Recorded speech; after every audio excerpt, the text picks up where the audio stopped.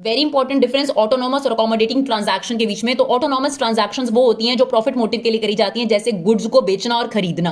Accommodating transaction जो है balance of payment में जो गैप आ जाता है उसकी भरपाई के लिए करा जाता है। जैसे बोरोइंग आप कर रहे हो क्योंकि बैलेंस ऑफ पेमेंट में आपकी पेमेंट ज्यादा बन रही है, आपने इंपोर्ट ज्यादा कर लिया, तो जो पैसा आपको पेमेंट करने के लिए चाहिए उसकी भरपाई के लिए जो ट्रांजैक्शन करी जाती है उनको अकोमोडेटिंग ट्रांजैक्शन कहते हैं। तो autonomous transaction, transaction to achieve some economic motive यानी प्रॉफिट कमाने के लिए। अकोमोडेटिंग ट्रांजैक्शन जो बैलेंस ऑफ पेमेंट में गैप आ गया उसको कवर करने के लिए। इसमें आपने कौन सी ट्रांजैक्शन करी है, जैसे export and import of goods and services, जिसको आपने बेसिकली प्रॉफिट कमाने के लिए किया है। लेकिन यहां पर आपने बोरोइंग इसलिए करी है क्योंकि आपका जो बैलेंस ऑफ पेमेंट है उसमें आपका खर्चा ज्यादा बन गया, इसलिए आपको बोरो करना पड़ा।